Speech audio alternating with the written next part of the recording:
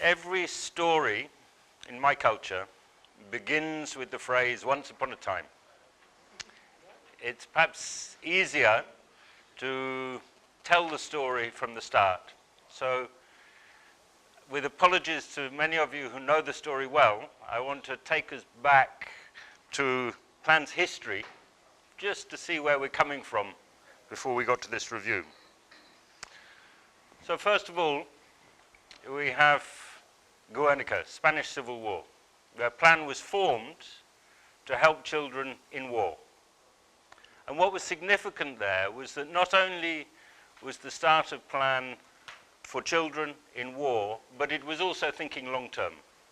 So even at the beginning of Plan's existence, we were working at that nexus between long term and crisis thinking. As we developed, around 2004, Plan decided to start responding more formally to emergencies, having had a long time of not really looking systematically in these things. And we were asked to combine the thinking on development with the thinking on humanitarian.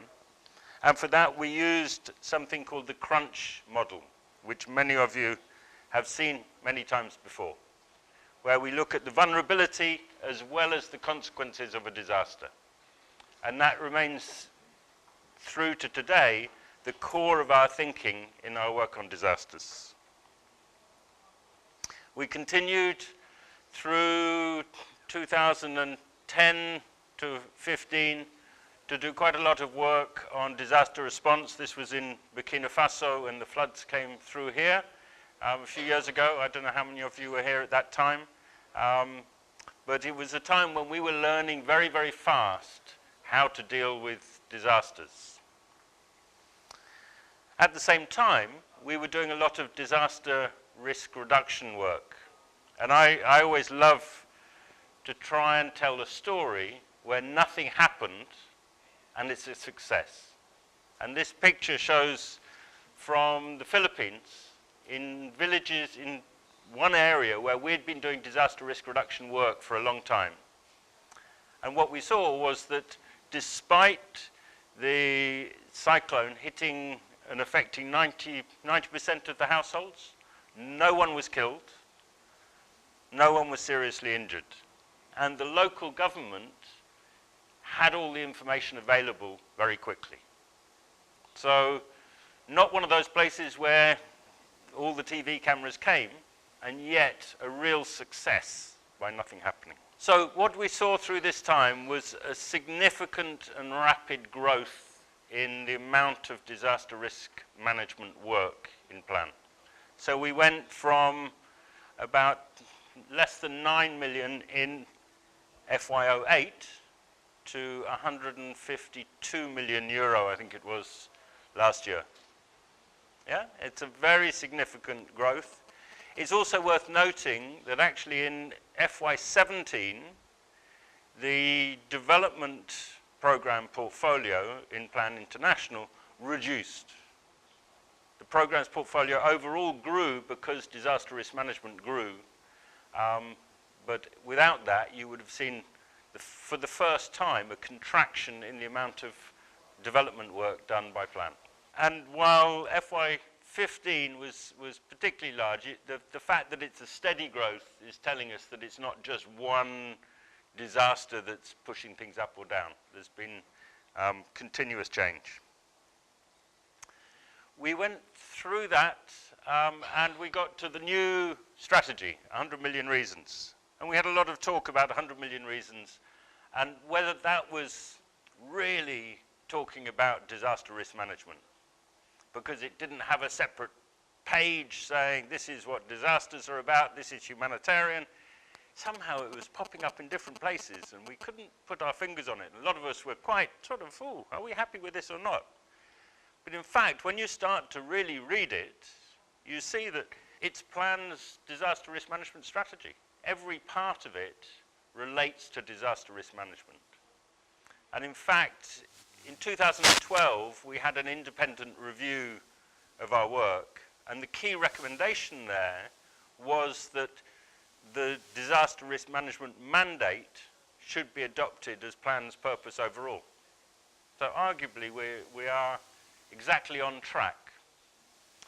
Nonetheless, it was felt at this point that we should do another review just to look at how do we invest now to align the work we're doing with the new strategy.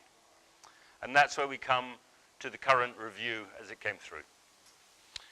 So it was commissioned by the executive team in IH. It had the specific purpose of seeing how we could use our disaster risk management work to get best results for girls, to align with the strategic purpose, and to allow us then to make investments as we need them.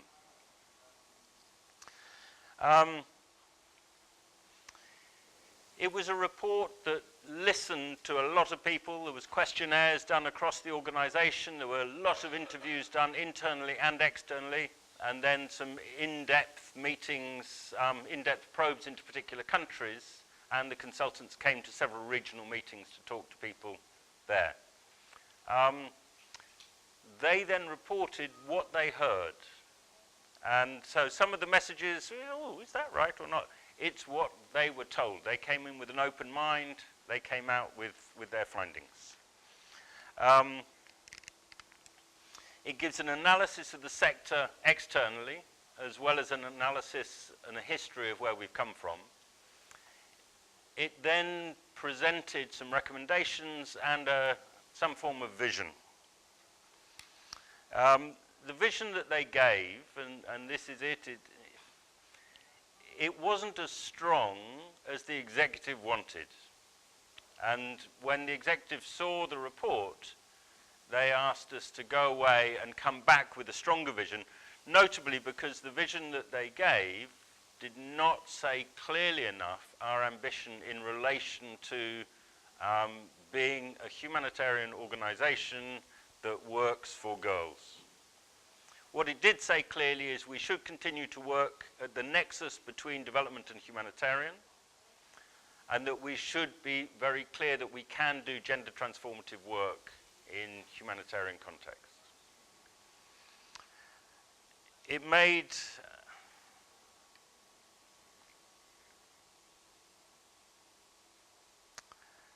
a series of recommendations which I'll come to later.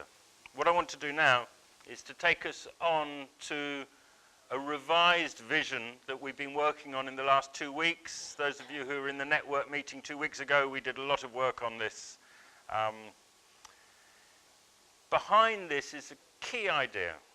So Plan, as an organization, wants to transform societies so that there are equal rights for boys and girls. Now, during a crisis, after a crisis, during a conflict, after a conflict, these are times when the power structures in society are more in flux than any other time.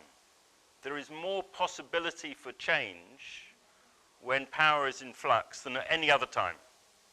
That can be positive change, it can be negative change.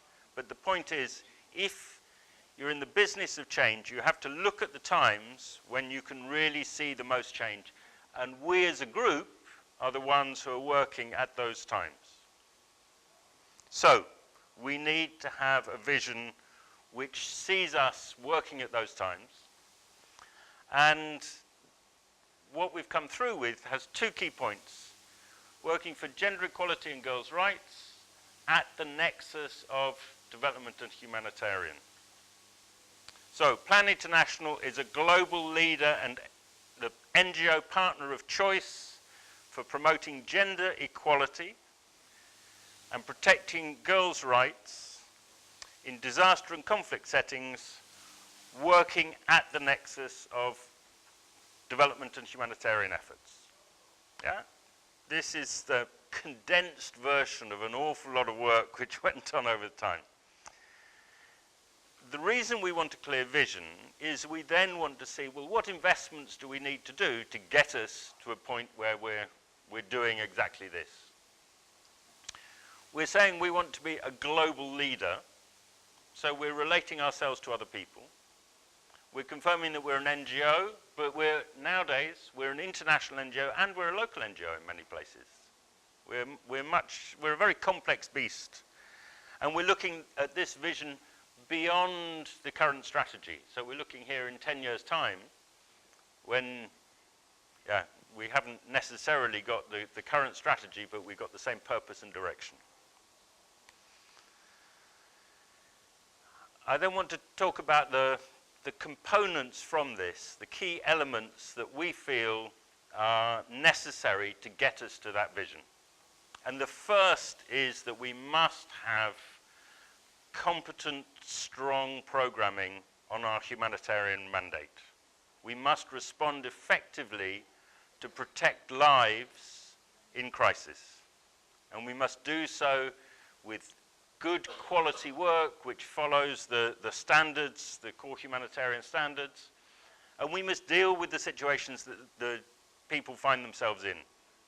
While we have our areas of specialization, in the end, if children are without a shelter, we have to be able to deal with those things which are threatening them immediately in order to go ahead and do the other things later.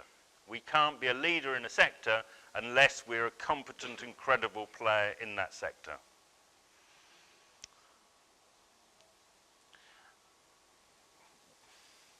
While we're dealing with the whole populations, we will always make sure that we understand and address the issues that girls are facing in those situations. That has to be throughout everything we do, that we're looking at those issues. But what we're not saying is we will only respond to girls. We will respond more widely, but we must understand what's happening to girls.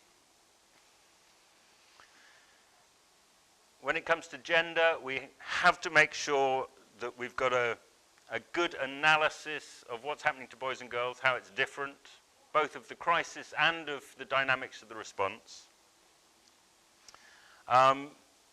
We have to understand where the power lies in those responses to see who's really got access.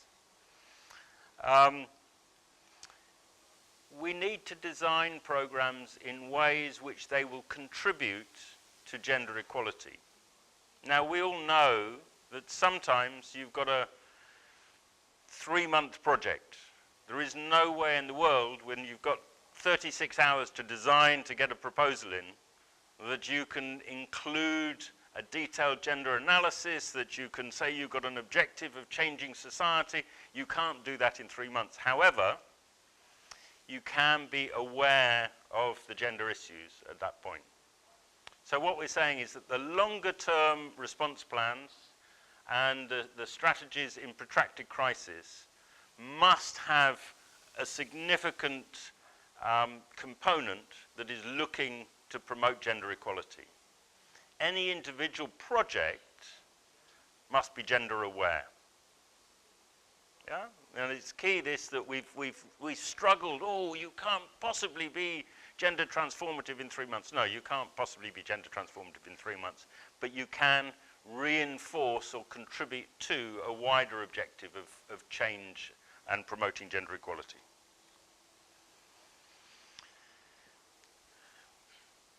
We've always said that we are promoting resilience.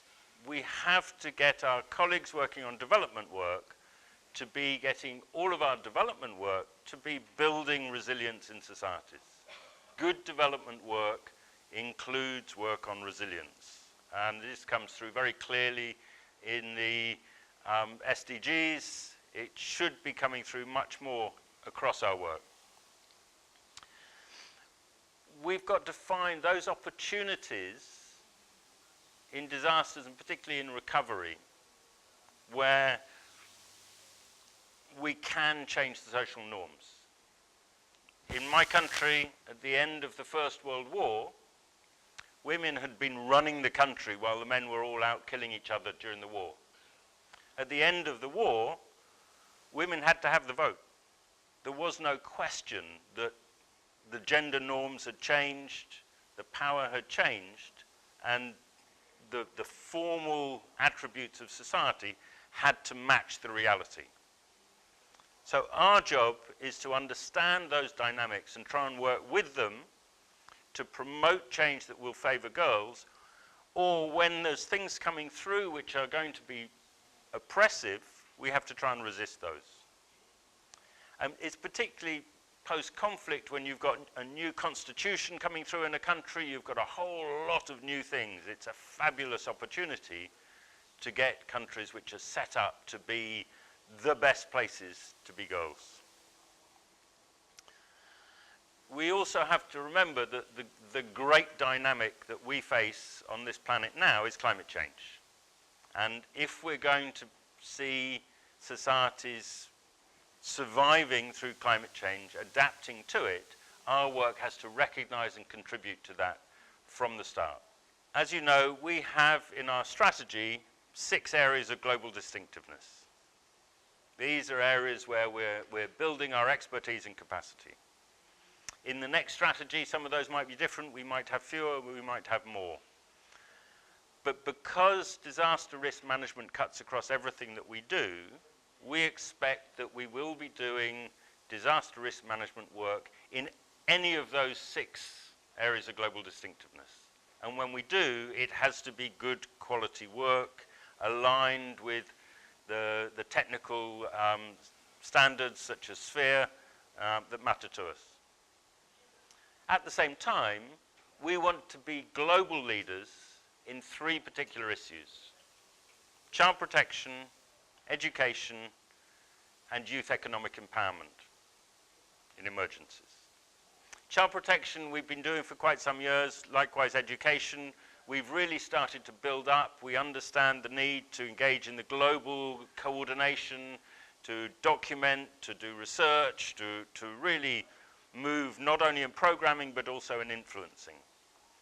Youth economic empowerment was one of the recommendations from this review, and the reason that they recommended it is, 1, because it's so important for the empowerment of girls and women; 2, because it works incredibly well across the nexus from humanitarian to development; 3, because there's no one really strong in this field at the moment; and 4, because it is aligned with quite a few different funding sources which allow us to build a significant portfolio, particularly post-conflict, post-disaster recovery.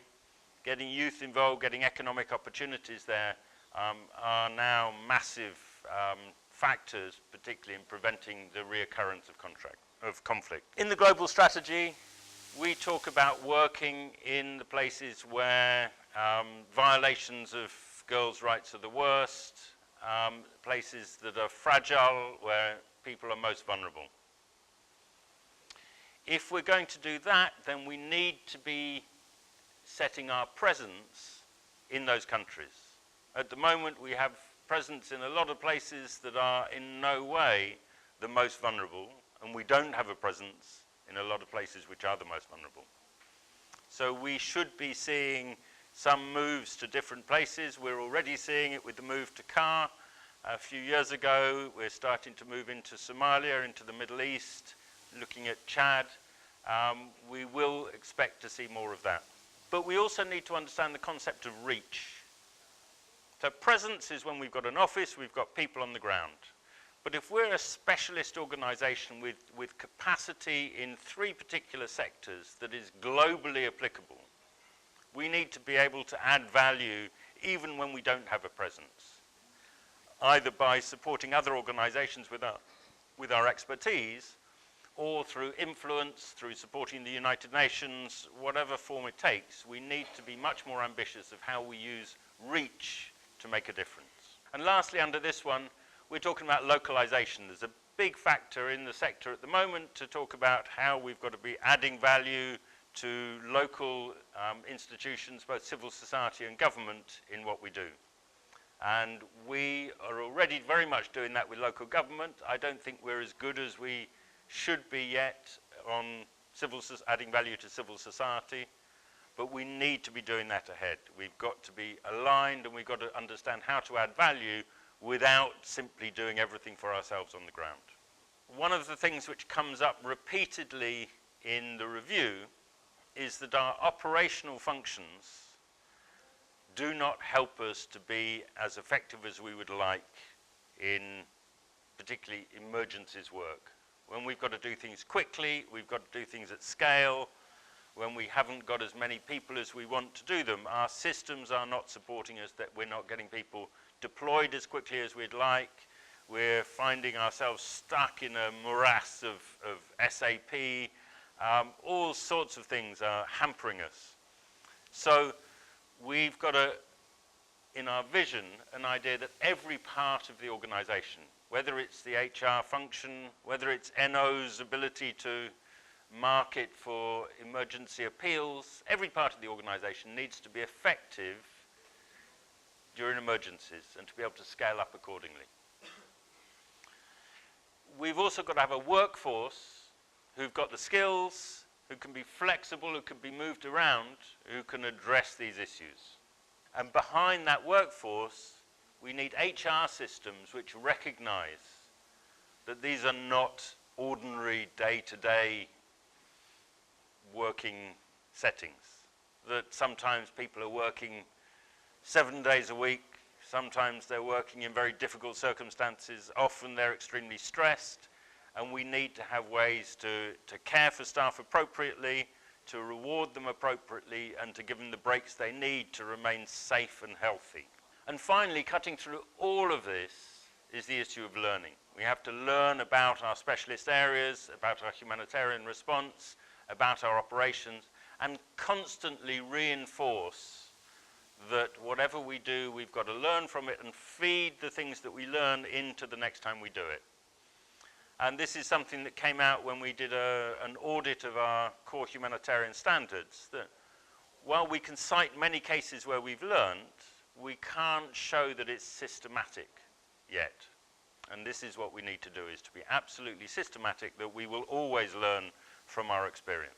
I'm going to stop at that point, and we're going to stop the presentation. We're going to go on to have more discussion about what to do on those 7 points, and also to take any questions. But I'll say goodbye to the rest of the colleagues. Enjoy the rest of your meeting. Colin is there with you to take your questions on this.